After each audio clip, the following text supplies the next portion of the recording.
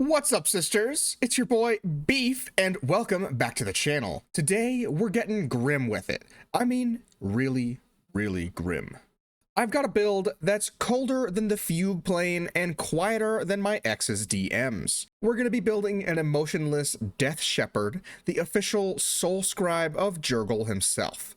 This is Jergal's Hand, a no fluff, no mercy executioner who doesn't rage, doesn't cry, just make sure that every death gets filed correctly.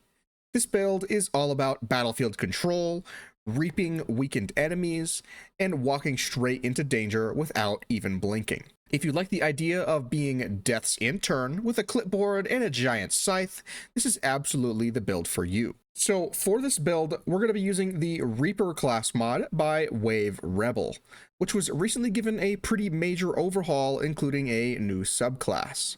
For today's build, we're going to be using the Aegis subclass, which focuses primarily on defensive utility and protecting our allies. From front to back, we are the ultimate undying tank. We're going to have abilities that taunt and force our enemies to attack us and only us. Between reactive damage, debuffs, and self-sustain, we're not just going to be soaking hits, we're punishing every poor fool stupid enough to take a swing at us. But that's only half the picture, because outside of our 12 levels of the Reaper class, we're multi-classing into the Death Domain Cleric, and this is where the Hand of Jergal flavor really kicks in. The Death Cleric gives us access to some extra necrotic damage output, tons of utility and blaster spells, and that cold, detached presence that just screams, "I've already engraved your headstone." So we're tanking, we're marking our enemies for death, we're spreading necrotic debuffs, and all of it in perfect service to balance, order, and the grave. Let's go ahead and break it all down. For our character's race, I've decided to go with a half-orc for a couple of different reasons. First, we're going to get the Relentless Endurance passive ability, which basically gives us one free death ward per long rest. If we reach 0 hit points, we'll instead go right back up to 1 hit points instead of getting downed. Our class choices are going to give us similar abilities, so we can stack them and just refuse to die. We're also going to get Savage Attacks, which adds an extra dice of weapon damage to our critical hits, which is really nice for us. Half-orcs also just happen to look mean as fucking hell. If you wanted to go with another race, you would do well to pick pretty much anything. Elves are cool, tieflings and gith are both cool, Dwergar are cool. I try to make my builds rely on a specific racial choice as little as possible, so that you can have the freedom to build however you want to and choose whatever race you like to play with. For this build specifically, I'm going to go with a half-orc, but you could do whatever you wanted to. For our class, we're going to start by taking some levels of the Reaper class. The first thing that we're going to get access to here is the Reaping Cleave. It's a big cleave attack that can hit 3 different enemies for an additional 3 damage and cost 2 reaping points to spend. Reaping points are a unique resource we have access to that we have to manage because they will fuel our more powerful abilities. We can generate them by simply killing enemies or having an enemy die within 9 meters, as long as an enemy dies within 9 meters of us, whether it's by our hand or an ally's hand or just by like damage or time.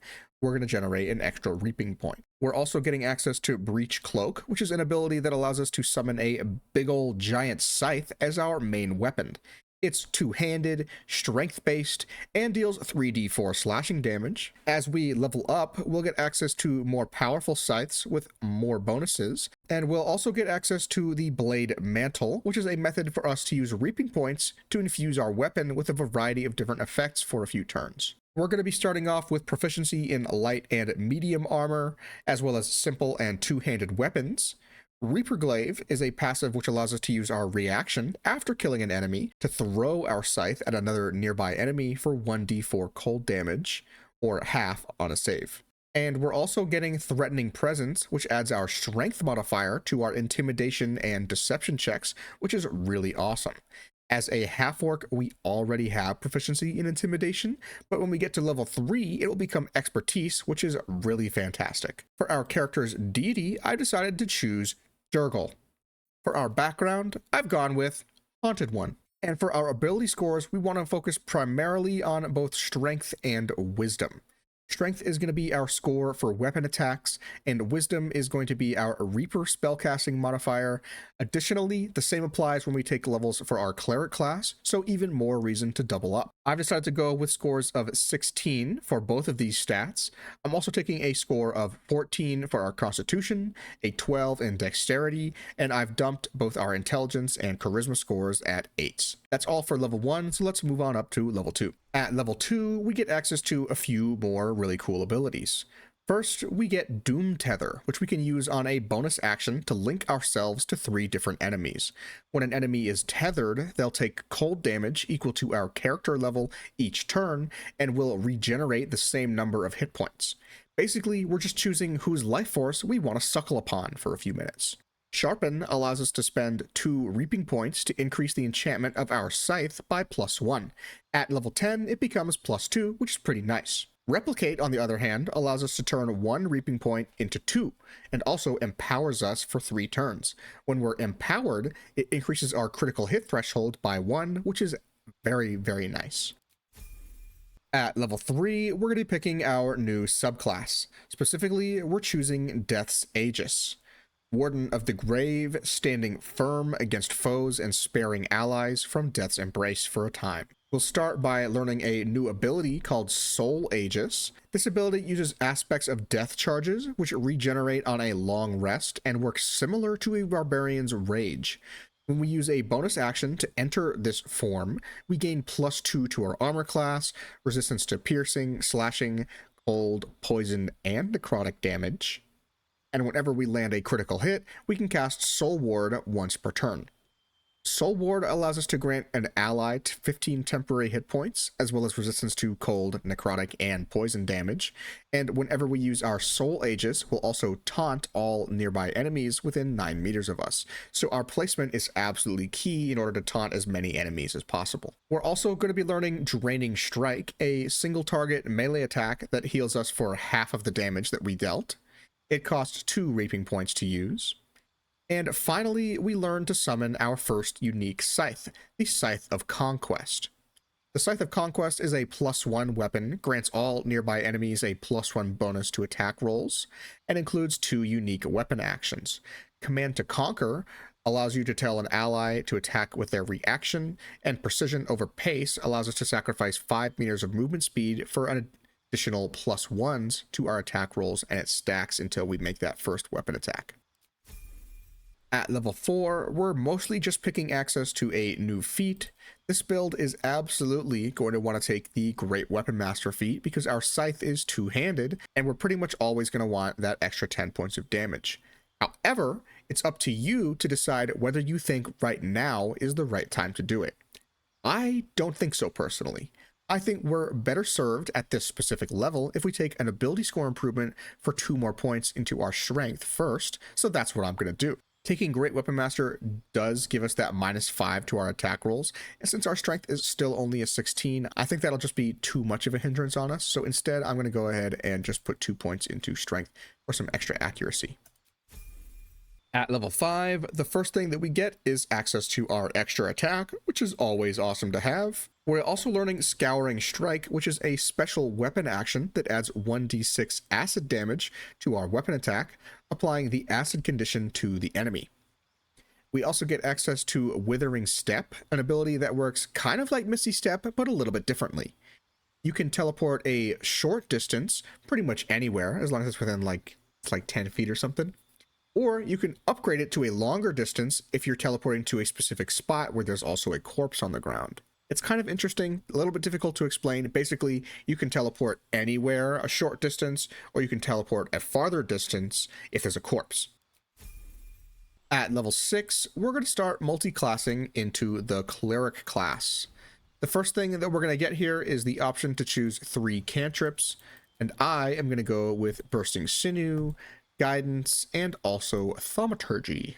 For our subclass, we're going to choose the Death Domain, which will give us access to the False Life spell, Ray of Sickness, and also Cause Fear. We also have access to a subclass feature called Reaper, which allows us to target 2 enemies with our necrotic cantrips. Specifically for those necrotic cantrips, we're going to choose Toll the Dead as our big necromancy cantrip. For our chosen spells, I'm going to go with Shield of Faith, Inflict Wounds, Healing Word, and also Sanctuary.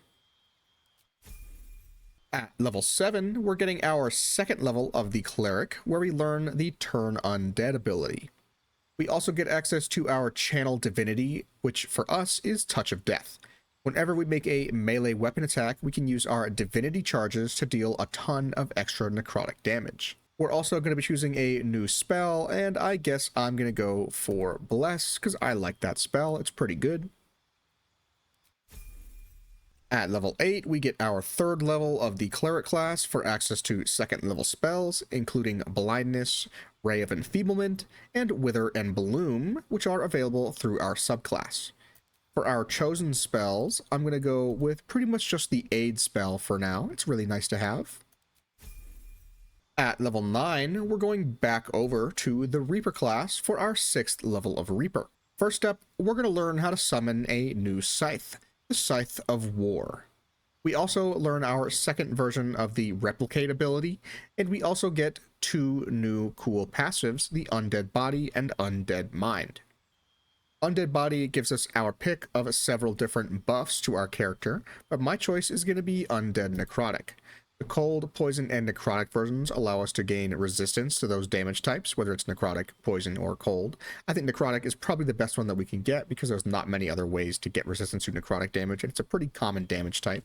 Unholy Vitality is our second death ward. We're going to pick this one up later, and Spectral Stride gives us and our nearby allies a 2-meter bonus to movement speed. We're also going to pick this one up later. And for our Undead Mind, we have a bunch of other really cool passive abilities. Eyes of the Eternal, which gives us magical darkness vision up to 24 feet. Call the Grave, which allows us to use Animate Dead. Grim Determination, which gives us immunity to Frightened. Deathly Resolves, we're immune to being charmed. And Whispered Secrets will gain proficiency in Insight and Perception. I'm going to go with Eyes of the Eternal, because it's basically just Devil's Sight from the Warlock. At level 10, we get our 7th level of the Reaper class for a bunch of really cool new abilities. Reaper's Resurgence heals us for 3 hit points every time that we taunt an enemy, which we're going to do pretty much all the time, so that's really good. Soul Barb is an ability which makes it so that when we're in our Aegis form, if an enemy dies, we can cast Soul Barb as a taunt on our bonus action that turn. Additionally, Death March is a big area of effect taunt ability that we can use to select 3 enemies, dealing them 3d6 cold damage and commanding them to first approach and then fight us. We're also going to choose a new ability between Flaming Blade and Radiant Blade. They're both weapon infusions of different damage types, and each comes with different effects. Flaming Blade makes metallic enemies start to melt, decreasing their armor class by 1. And Radiant Blade, on the other hand, makes enemies who die explode in a large radiant shockwave. So I'm going to go ahead and take that one. At level 11, we're taking our 8th level of the Reaper class so that we can pick up a new feat, and it's at this point I'm going to take Great Weapon Master. At level 12, we take our 9th level of Reaper for some really cool new abilities. First, we have Blinding Strike, which is a special melee ability we can use to blind our enemies. We can also now summon the Scythe of Famine. We're also picking up Necrotic Blade, a weapon infusion that makes nearby enemies take 2d4 necrotic damage just for being nearby. Pretty cool. We're also going to be choosing the Reaper's Wrath, which can really change how our character decides to build itself with all of its gear and other things like that. Whenever we hit an enemy with a Reaper Glaive, our thrown weapon ability, we can apply one of a number of debuffs on them. We have Sapping Strike, which makes enemies weakened, Soulbind, which makes enemies bound, Withering Grasp, which makes them crippled, Deathly Surge, which deals an additional 2d4 cold damage, Corporeal Decay, which makes your enemies physically drained, and Mind Rot, which makes them mentally drained. We have a choice of 2, and I'm going to go with Soulbind, which makes them bound. Being bound will make them unable to take reactions, and we're also going to take Deathly Surge for some extra cold damage, because extra damage is always useful. At level 13, we get our 10th level of the Reaper class for another Undead Body and Mind. For body, I'm going to choose Spectral Stride, which will grant us and nearby allies that 2 extra meters of movement speed, which is really nice. And for Undead Mind, I'm going to take Whispered Secrets so that we have proficiency in insight and perception skills. At level 14, we get our 11th level of the Reaper class for a new ability and one last Undead Body passive. We're going to get Cursed Aegis, which is the upgraded form of our previous Aegis form, and now our AC will increase by 3. We'll have resistance to piercing, slashing, cold, poison, and necrotic damage. If we already resist any of those damage types, we'll gain immunity to them, which is really cool. When you land a critical hit or kill a target with a melee weapon attack, you can cast Greater Soul Ward for free once per turn and taunt enemies within 18 meters of you. Greater Soul Ward basically just increases it from a 15 temporary hit point boost to a 25 temporary hit point boost, and also allows us to use the resistances to immunities if they already have resistances to those damage types. We're also going to learn Draining Cleave, which is another cleave ability that allows us to attack 3 enemies at once and deals 4 extra piercing damage. And it also allows us to regenerate half of the hit points of all the damage that we've done. We're also going to learn how to summon the last Scythe, the Scythe of Death, which is really powerful, legendary, +3 damage enchantment, everything that you want out of a really cool Scythe. For our Blade ability, I'm going to choose the Lightning one for some more Cleave ability, because this one will cause our strikes to arc to additional foes and deal extra lightning damage. Might as well grab it. The other options are Force Blade and Flaming Blade. Force Blade is kind of cool, but we mostly have the ones we're going to use anyway, so I'm going to go for Lightning Blade here. And for Undead Body, I'm going to choose Unholy Vitality so that we can get our second Death Ward effect, so we basically just can't get knocked down. I didn't hear no bell. Stop right now! At level 15, we get our 12th and final level of the Reaper class for one final feat, and here I'm going to top off our strength score at an even score of 20 for this one. At level 16, we're going back over to the Cleric class for the rest of our levels. For our 4th level of Cleric, we get access to new spells and also a feat. For our cantrip, I'm going to choose Blade Ward. And for our new spell, I'm going to add Hold Person into the mix just because I like that spell a lot. It's a good option for us. What happened here? I think I'll change Sanctuary out. And for our feat, I'm going to choose the Alert feat for the bonus to our initiative and also so that we can't be surprised. At level 17, we get our 5th level of Cleric to get access to 3rd level Cleric spells. First, we'll get access to Animate Dead, Vampiric Touch, and also Life Transference from our subclass. And for our chosen spells, I'm going to choose something that seems a little bit obvious. We're going to choose Spirit Guardians. However much that Spirit Guardians is a cliche spell, I think it matches perfectly with the flavor of this class. We're going to be wreathing ourselves in the spirits and the souls of all the enemies that we're reaping, all sorts of stuff. We're going to be able to call those souls back to us and use them to deal extra necrotic damage to our nearby enemies. Really cool. Even though it's a cliche spell, I think it's perfect for this build. At level 18, we get our 6th level of the Cleric class for access to Inescapable Destruction. Now, whenever we deal necrotic damage, we can ignore resistance to it, which is really, really powerful. For our new spell, I'm going to take a 2nd level spell actually called Warding Bond.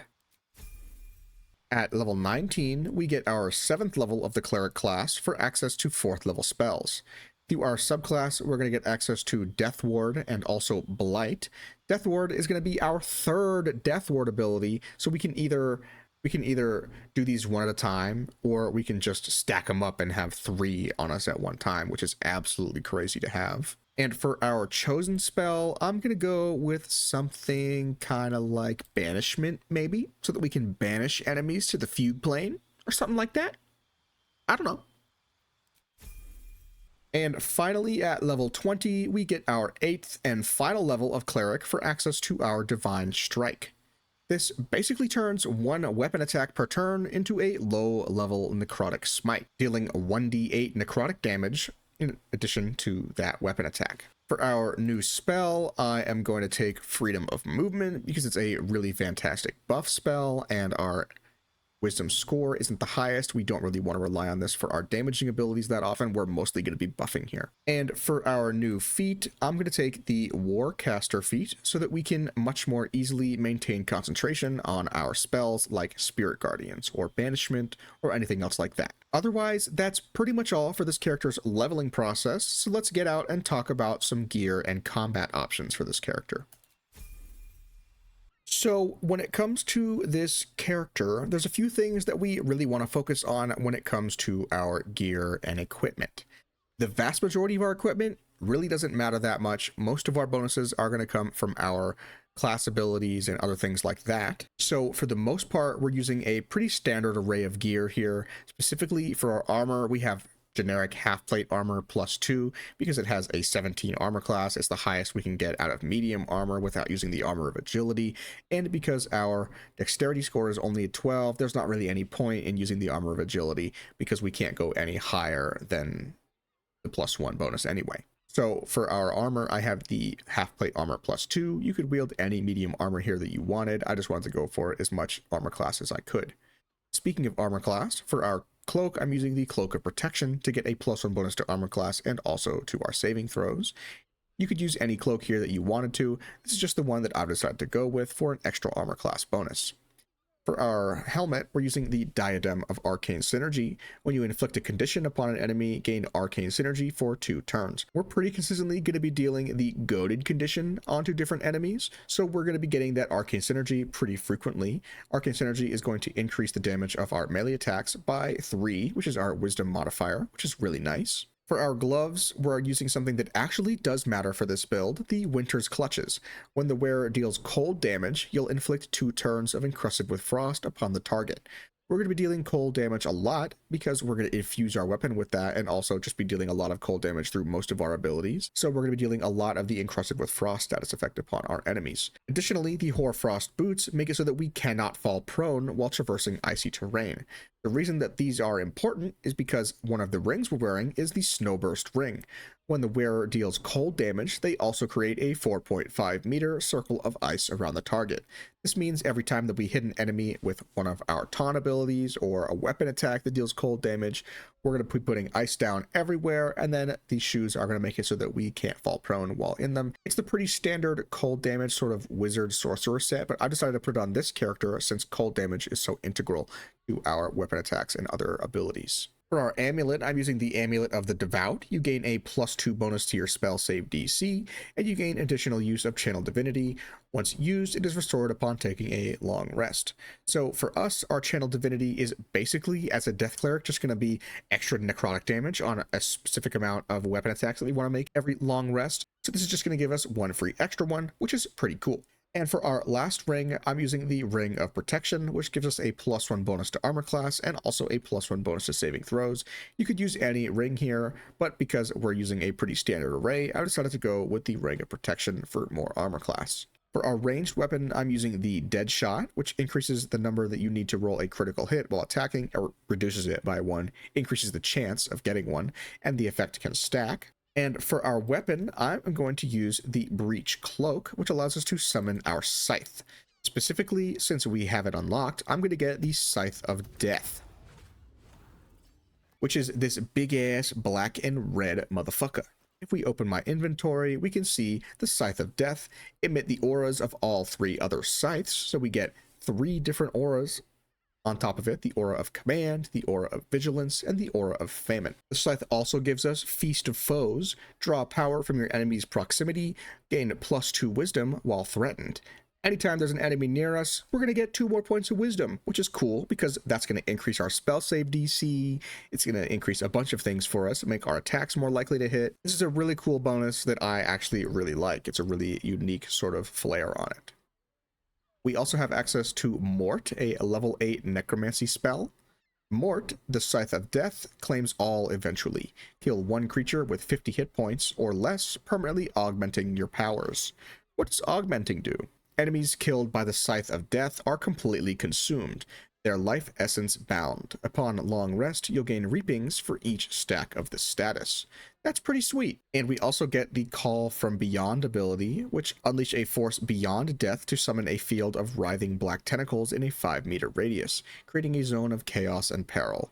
Enemies are ensnared and take 21 to 30 necrotic damage or half damage on a save. Both those abilities are pretty damn cool. So since our scythe is a +3 weapon, that's pretty good, but we can make it even better by using the sharpen ability. Since we're above level 10, this is going to give us a +2 bonus, and as you can see, we've now got a +3, +2, overall a +5. That's pretty cool. To make things even stronger, I have my buddy over here who's got the Drakethroat Glaive equipped, and he is going to use the cold version and infuse it on our scythe. Ba-boom. And now we've got basically the same thing, but with the extra 1d4 cold damage. We're dealing 3d4 plus 10. I know it's not actually 10. That's a lie. It's 3d4 plus 20. Because, yeah, of course it is. 3d4 plus 20 plus 1d4 cold damage. That cold damage is going to trigger the Snowburst Ring and Winter's Clutches, which is pretty cool. The next thing I'm going to do before we get ourselves into some combat is use the aid spell. I'm going to upcast it to 3rd level just because I can. And then let's also use freedom of movement. Boom. And I think that might be all. We could do Death Ward. I think I will. I'll use all my 4th level spell slots.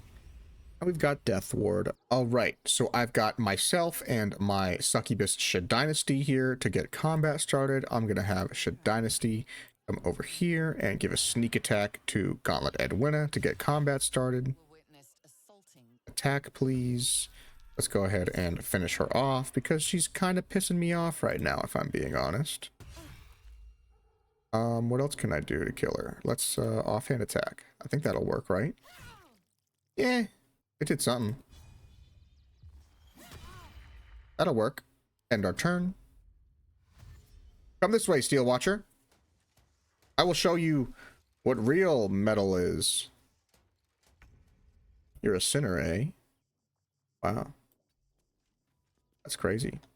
Okay, so let's go ahead and activate our Cursed Aegis, which is kind of like our rage ability. Raider Aegis Mantle. Everybody's goated. We gained a bunch of health. That's okay because we're already full on health. And then we're going to go ahead and use our action to get Spirit Guardians going. Let's do the necrotic version and pop it up. Ooh, we got a reaping. Thank you for 1 point.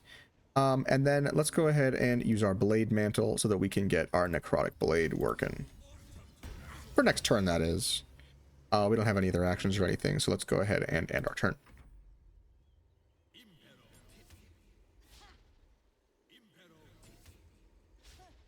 You'll never kill me. It looks like we have 2 Spirit Guardians. Oh, we don't. It's just 1. No. I don't really care. You can try. You can try. But I'm bigger than you. Hey, you're supposed to be goated to me right now, right? Yeah. Come be goated to me, not to her. You idiot.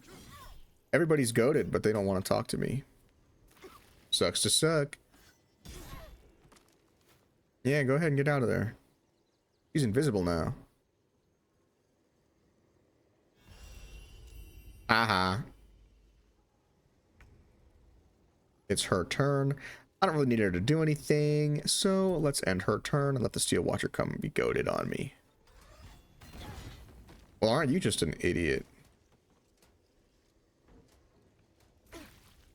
Boom. Let's see what we want to do. So we got a bunch of enemies in front of us. I think what that means is we're gonna Draining Cleave. Can I hit 3 of them in any direction? No, this guy's too far away. Let's just do these 2. I don't think I'll hit Shadynasty. Correct. I did not hit Shadynasty. We've got a kill. We've got that guy dead. Let's go ahead and kill this guy.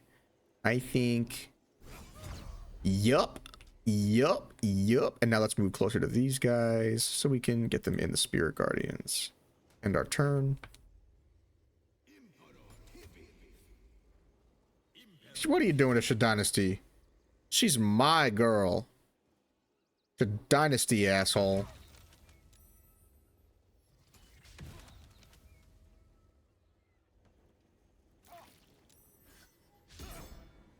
Yeah. Try again. Sha Dynasty, just chill. You've done enough work.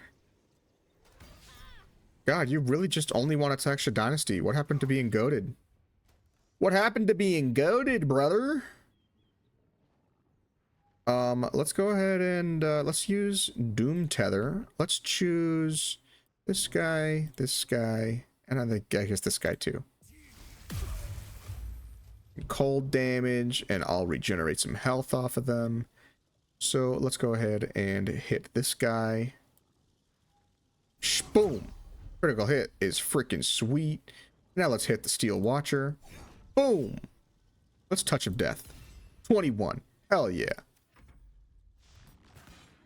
Stop hitting Sha Dynasty. I'm gonna make her go into crazy mode. Yeah! You pissed her off.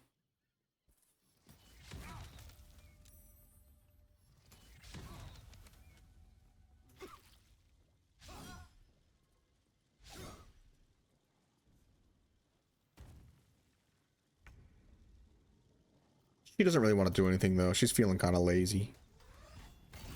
Stop that! Don't you dare kill Sha Dynasty. Yes, please. Shocking Grass, please. Let's Touch of Death it.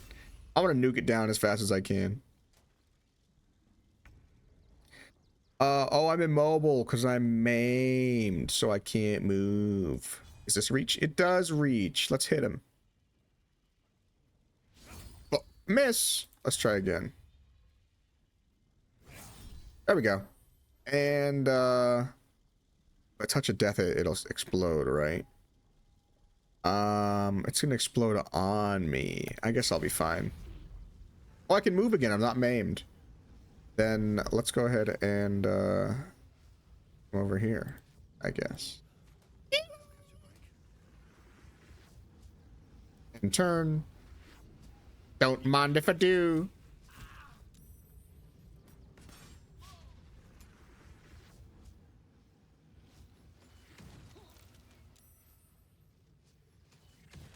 Hit me again. Show me what you're all about.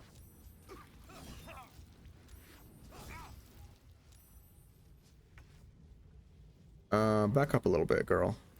And your turn. Boom! Plus 12. And now let's hit this guy until he's dead. Okay, excuse me. Boom. Who's dead now? Let's go ahead and use our Soul Barb on this guy. Now he's goated. And our turn. Come after me, brother. You're supposed to be goated. What, huh? Okay, there you go. Let's just go ahead and smack the shit out of him, yeah? Necrotic. Oh dear. And then let's show off Withering Step. So here you can see Open Step is this small radius. It doesn't cost anything, like it's just a reaping point. It's not like a bonus action or anything like that. So you can special teleport like that. But if you do Dead Step, you can go further, which is exactly what we're going to do. It doesn't use any movement speed. So I'm just going to go right here. And then I'm going to use that to not get close enough. Can I use it again? Open Step. I have a bunch of reapings. I'm just going to use it over and over again until I can get close enough. That's pretty cool, actually, since it's not like a resource ability. Other than reaping banks, of course. Let's go ahead and Scouring Strike on this motherfucker. I missed. And turn. What you gonna do, boy? You can't get me. You can't get me. Try again, motherfucker. Right, strike. Ha ha ha ha! Boom! Where's the other guy? Man, oh, he's right there. Hey, bud. Okay, so that was rude. End turn.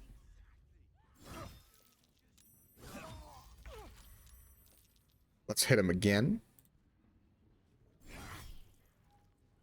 Necrotic. And again.